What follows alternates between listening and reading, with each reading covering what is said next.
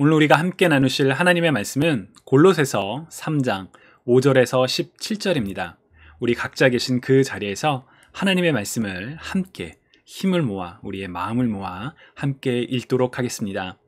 그러므로 땅에 있는 지체를 죽이라. 곧 음란과 부정과 사욕과 악한 정욕과 탐심이니 탐심은 우상 숭배니라. 이것들로 말미암아 하나님의 진노가 임하느니라.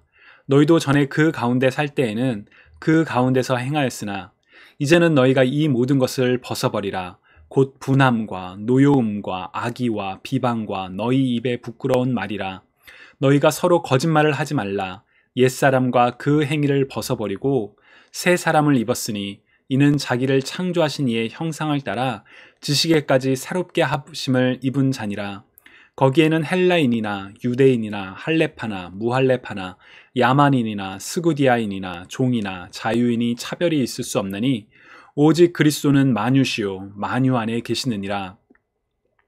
그러므로 너희는 하나님이 택하사 거룩하고 사랑받는 자처럼 긍휼과 자비와 겸손과 온유와 오래 참음을 옷 입고 누가 누구에게 불만이 있거든 서로 용납하여 피차 용서하되 주께서 너희를 용서하신 것 같이 너희도 그리하고 이 모든 것 위에 사랑을 더하라. 이는 온전하게 매는 띠니라. 그리스도의 평강이 너희 마음을 주장하게 하라. 너희는 평강을 위하여 한 몸으로 부르심을 받았나니 너희는 또한 감사하는 자가 되라. 그리스도의 말씀이 너희 속에 풍성히 거하여 모든 지혜로 피차 가르치며 권면하고 시와 찬송과 신령한 노래를 부르며 감사하는 마음으로 하나님을 찬양하고 또 무엇을 하든지 말에나 일에나 다 주 예수의 이름으로 하고 그를 힘입어 하나님 아버지께 감사하라. 주님의 말씀입니다. 하나님 감사합니다. 아멘. 어제부터 사순절이 시작되었습니다. 여러분은 사순절이라는 단어를 들으시면 어떤 이미지가 혹은 기억이 떠오르시나요? 아쉽게도 저는 목회를 시작하기 전까지 사순절에 관련된 기억이 그리 많지 않습니다. 제가 이전에 속했던 공동체에서 사순절을 강조하지 않아서였는지 혹은 제가 개인적으로 사순절이라고 해서 무언가 특별한 일을 하지 않았기 때문이었는지 사실 명확하지는 않습니다. 우리의 기억이 사실 그렇죠. 여러분 혹시 어제 무슨 일을 하셨는지 다 기억이 나시나요? 평소와 다를 바 없는 일상이었다면 기억하는 것이 쉽지 않습니다. 그러나 무언가 평소와 다른 일을 특별하게 했다면 그 일들은 기억에 잘 남죠. 그런 점에서 저는 사순절을 조금 더 특별하게 보내기 위해서 우리가 특별한 일을 해야만 한다라고 생각을 합니다. 물론 우리가 사순절을 지키는 이유는 보다 근본적인 것입니다. 바로 우리를 위해 이 땅에 오신 예수 그리스도의 고난과 죽음 그리고 부활을 기다리며 소망하는 시간이 바로 이 사순절의 시간입니다. 원래 사순절은 초대교회에서 부활절 세례를 앞둔 사람들이 자신을 돌아보고 준비하는 기간에서 시작되었다라고 학자들은 이야기합니다. 처음에 사순절은 3일을 금식하는 형태였는데 4세기 니케아 공의회에서 40일 동안 하루에 한 끼만 식사하는 형태로 정했다라고 합니다. 사실 40일이라는 숫자, 성경에서 매우 상징적인 숫자입니다. 예수님께서 광야에서 40일 동안 금식하시며 시험을 받으셨던 일이 가장 대표적인 일이라고 할 수 있지만 이 이외에도 창세기에 대홍수가 날 때 40일 동안 비가 내렸었죠. 그리고 모세가 시내산에서 하나님으로부터 율법을 받기 전에 40일을 머물렀고요. 엘리야가 하나님의 말씀을 따라 호렙산으로 가던 여정도 40일이었습니다. 그리고 요나가 니느웨 성읍에서 40일이 지나면 니느웨가 무너질 것이다 라고 심판을 선언하기도 했죠. 그리고 이 40이라는 숫자는 영적인 변화로 이어졌습니다. 세상에서 악이 씻겨지는 시간이었고 이스라엘 백성이 언약을 통해 하나님의 백성으로 선포되는 일이 일어났으며 낙심과 절망에 빠졌던 선지자가 다시 일어났고 그리고 죄에 물든 이방인들이 회개를 하고 용서를 받았으며 그리고 인간으로 오신 그리스도가 이제 본격적으로 사역을 시작하시는 과정이기도 했습니다. 그래서 사순절의 40일은 매우 중요한 영적인 변화의 시간이기도 합니다. 그렇다면 우리는 이 40일의 시간을 어떻게 잘 지낼 수가 있을까요? 좀 전에 초기 교회에서는 40일 동안 하루에 한 끼만 식사를 했었다라고 이야기를 했었습니다. 물론 이 기간은 주일을 제외한 기간입니다. 그리스도인들은 안식일이 아니라 주님이 부활하신 날, 곧 일요일을 주님의 날, 곧 주일이라고 부르며 함께 모여 감사와 기쁨으로 하나님을 예배했기 때문에 주일은 감사와 기쁨의 날이어서 사순절의 그 고통의 시간에서, 금식의 시간에서 제외되었습니다.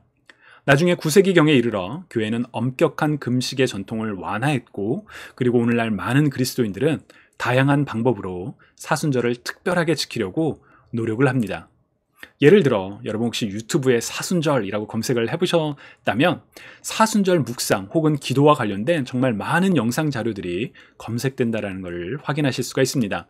어떤 영상은 올린 지 하루뿐이 되지 않았지만 조회수도 막 10,000단위가 넘어갈 정도로 정말 많은 사람들이 보고 있다는 그런 모습들도 보입니다. 저는 그런 현실을 보면서 코로나 언택트 시대에 많은 사람들이 사순절을 특별하게 지키려고 노력하고 있구나라는 그런 생각을 하기도 했습니다. 자, 그렇다면 우리는 어떻게 특별하게 이번 사순절을 잘 지낼 수가 있을까요? 저는 오늘 우리가 함께 읽은 골로새서 말씀을 통해 사순절을 특별하게 보내는 그런 구체적인 방법들을 배울 수 있다고 생각을 합니다. 바로 그 내용을 오늘 여러분들과 함께 말씀을 통해 나누고자 합니다. 먼저 골로새서를 개략적으로 살펴보면 성경책의 제목에서처럼 골로새서는 골로새 교회에 쓴 바울의 편지입니다. 그러나 다른 지역들과 달리 골로새는 바울의 선교 여정 루트에 이제 바울이 다녔던 그 지역을 표시하는 그 장소에 표시가 되지 않습니다. 왜냐하면 골로새 교회는 바울이 방문하여 복음을 전파했던 곳이 아니라 바울의 동역자였던 에바브로가 복음을 전하여 세워진 교회였기 때문입니다. 그럼에도 바울이 이곳 골로새 교회에 편지를 썼던 이유는 바로 골로새 교회의 거짓 교사들에 의한 거짓 가르침이 횡행했었기 때문입니다. 이들이 전한 거짓 가르침들은 어떠한 것들이 있었을까요? 다음에 몇 가지 구절들을 통해서 우리는 거짓 교사들의 거짓 가르침들을 짐작해 볼 수가 있습니다. 골로새서 2장 8절을 세 번역으로 읽어보면 우리 함께 읽어보도록 할까요? 누가 철학이나 헛된 속임수로 여러분을 노획물로 삼을까 조심하십시오. 그런 것은 사람들의 전통과 세상의 유치한 원리를 따라하는 것이요 그리스도를 따라하는 것이 아닙니다. 아멘. 또 골로새서 2장 16절과 18절도 우리 함께 읽어보겠습니다. 그러므로 먹고 마시는 일이나 명절이나 초승달 축제나 안식일 문제로 아무도 여러분을 심판하지 못하게 하십시오. 이런 것은 장차 올 것들의 그림자일 뿐이요 그 실체는 그리스도에게 있습니다. 아무도 겸손과 천사 숭배를 주장하면서 여러분을 비방하지 못하게 하십시오. 그런 자는 자기가 본 환상에 도취되어 있고 육신의 생각으로는 터무니없이 교만을 부립니다. 아멘. 이상의 내용들을 통해서 우리가 짐작할 수 있는 것은 당시에 거짓 교사들의 거짓 가르침은 기존에 있었던 전통이나 혹은 세상의 규칙들을 그리스도보다 더 중요하게 여긴다는 바로 그런 내용이었다는 것을 우리가 짐작해 볼 수가 있습니다. 구원을 얻기 위해서는 그리스도만으로는 충분하지 않다. 전통과 율법을 지켜야만 구원을 얻을 수 있다라고 강조하는 것이죠. 우리는 몇 주 전 야고보서의 말씀을 통해 진짜 믿음에 대해서 함께 말씀을 나눈 적이 있습니다. 믿음만으로는 충분하지 않습니다. 행동해야 합니다. 라는 주장이 잘못된 거짓 주장이라고 우리가 함께 나눴었죠. 오직 구원은 믿음으로 주어지는 것이라는 것. 다만 우리가 가진 믿음이 진짜 믿음이라면 우리는 믿음에 따라 행동하는 사람들이 되어야 합니다. 라는 그런 내용을 우리가 몇 주 전에 나눈 바 있습니다. 주님을 사랑하시는 여러분, 구원은 오직 믿음으로 말미암아 주어진 하나님의 선물입니다. 우리의 행위가 아니라 바로 그리스도를 믿는 믿음으로 구원이 우리에게 값없이 주어졌습니다. 하나님의 아들이신 그리스도께서 인간의 몸으로 이 땅에 오셨고 우리를 대신하여 십자가에서 단번에 그리고 완전한 구속을 이루셨습니다. 그럼에도 어떤 사람들은 그리스도만으로는 충분하지 않습니다. 행위가 중요합니다. 기존의 전통을 따라야 합니다. 율법을 지켜야 합니다. 그래야만 구원을 얻을 수 있습니다. 라고 이야기하며 사람들에게 그리스도보다 더 중요한 것이 있다. 다른 것들이 더 중요하다라고 이야기를 했습니다. 바로 이것이 거짓 교사들의 거짓 가르침에 담겨 있는 핵심입니다. 그리스도를 드러나게 하는 것이 아니라 그리스도를 가리고 사람들로 하여금 그리스도를 생각하게 하는 것이 아니라 세상의 것을 더욱 생각하게 하는 것, 바로 그것이 거짓 교사들의 거짓 가르침입니다. 그런 점에서 오늘날에도 여전히 많은 거짓 교사들의 거짓 가르침이 만연하고 있다는 것을 우리는 볼 수가 있습니다. 그렇게 우리는 더욱 분별할 줄 알아야 합니다.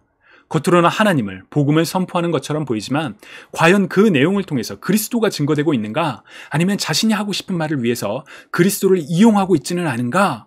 그리스도보다 세상의 것이 더 중요하게 전해지고 있지는 않은가? 우리는 분별해야 합니다. 바울은 당시 거짓 교사들에 대해서 고린도후서 11장 5절에서 지극히 크다는 사도, 영어로 말하면 슈퍼 어퍼슬이라는 단어를 사용합니다. 이 표현은 당시에 그리스도를 교묘히 이용하고 그리스도가 아닌 다른 것들을 전하는 거짓 교사들이 사람들로부터 많은 존경과 명성을 얻고 있었다는 것을 보여주는 단어이기도 합니다.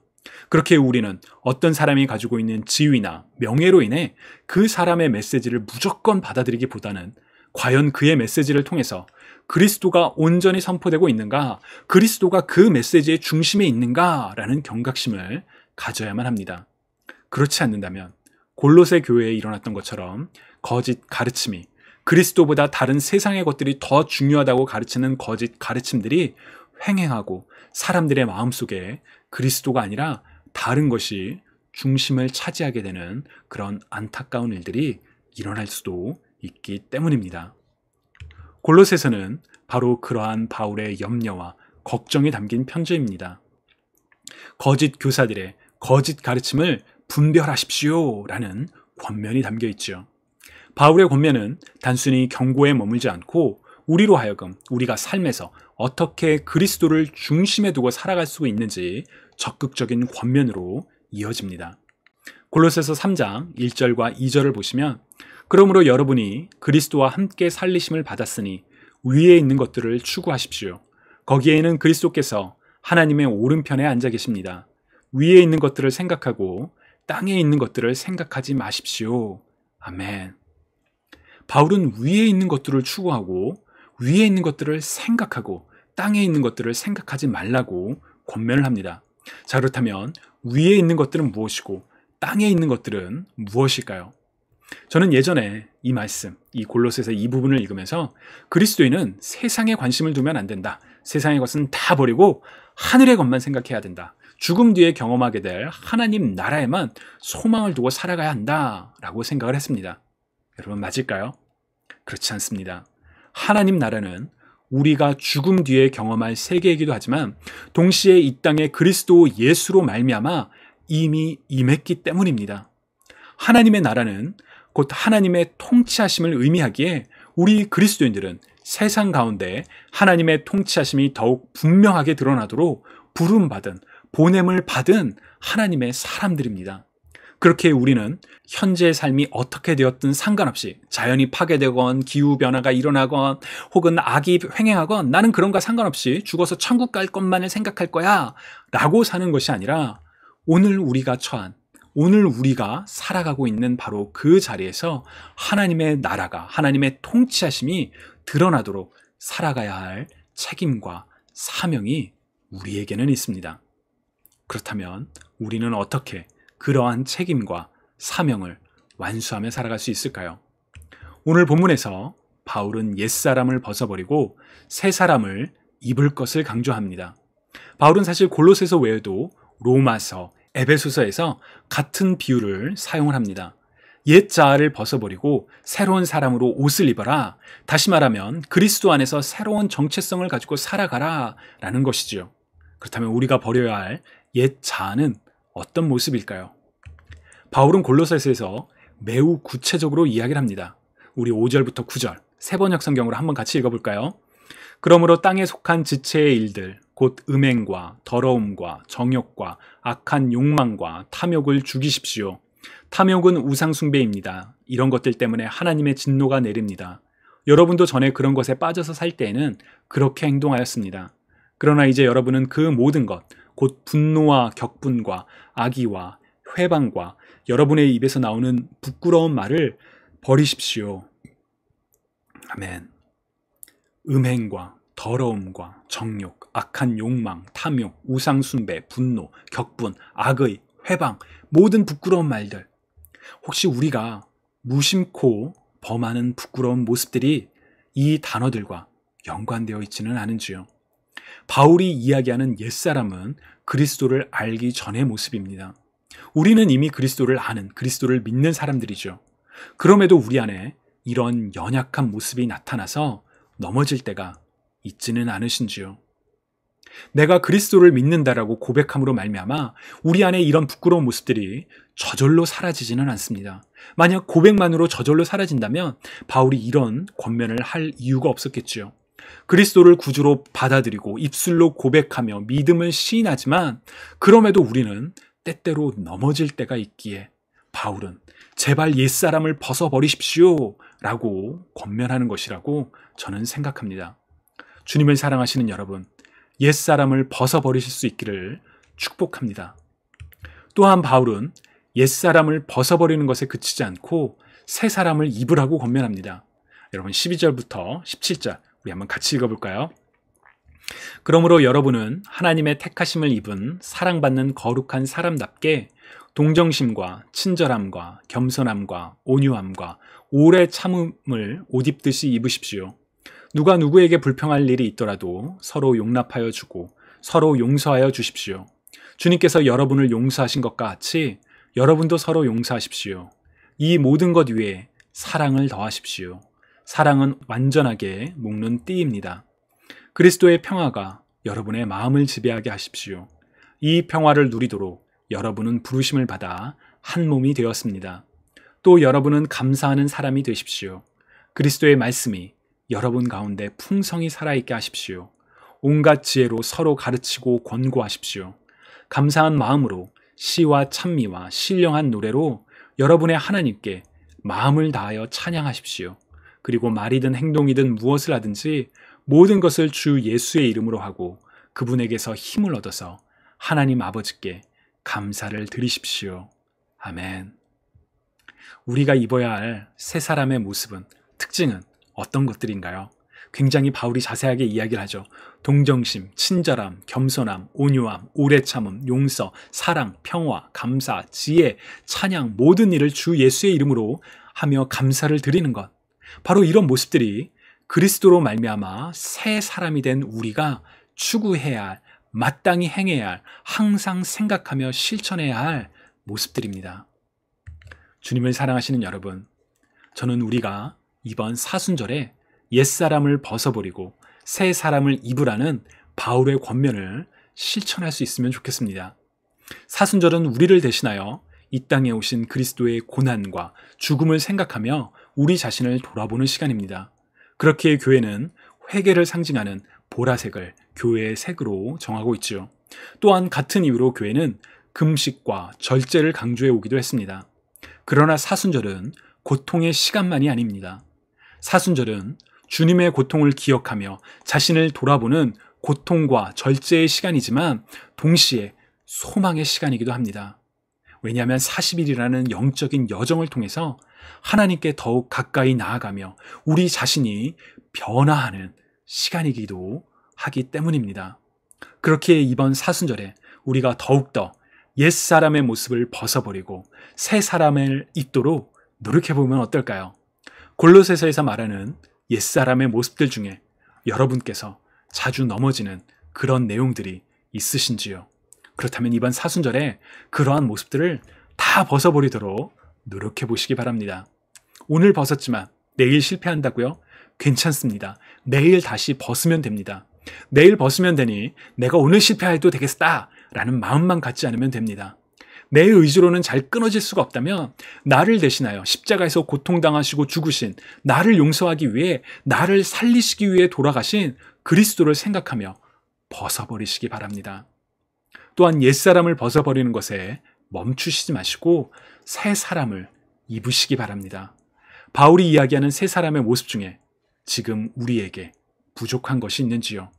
그렇다면 그것을 입을 수 입도록 노력하시기 바랍니다. 우리 안에 감사가 부족했다면 감사를 고백하는 시간을 이번 사순절에 가져보면 어떨까요? 우리 안에 찬양이 부족했다면 이번 사순절 기간에 하나님을 하루에 한 번씩 찬양하는 일을 해보면 어떨까요? 내 안에 용서가 부족했다면 차마 용서하지 못하는 그를 위해 기도해 보시면 어떨까요?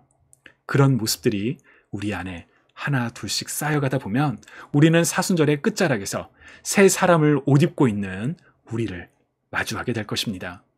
주님이 사랑하시는 여러분, 오늘은 사순절 두 번째 날입니다. 우리에게는 아직 걸어가야 할 많은 날들이 있죠. 2021년 사순절의 여정 속에서 우리 모두 옛사람을 벗어버리고 새 사람을 입는 놀라운 축복을 경험하실 수 있기를 소망하고 또 그렇게 되시기를 주님의 이름으로 축복합니다. 여러분, 우리 이 시간에 함께 기도드리시겠습니다. 사랑의 하나님, 우리를 위해 이 땅에 오신 예수 그리스도의 고통과 죽음을 이 시간 기억하기 원합니다. 주님이 이번 사순절의 시간 동안 우리를 위해 이 땅에 오신 주님을 더욱더 깊이 생각하는 가운데 우리 안에 영적인 변화가 일어나는 그런 축복이 있기를 우리가 간구합니다. 우리의 옛사람을 벗어버리고 새 사람으로 옷 입어 하나님께서 기뻐하시는 삶을 살아가는 우리가 되게 하여 주옵소서. 감사드리며 살아계신 예수 그리스도의 이름으로 기도드립니다. 아멘.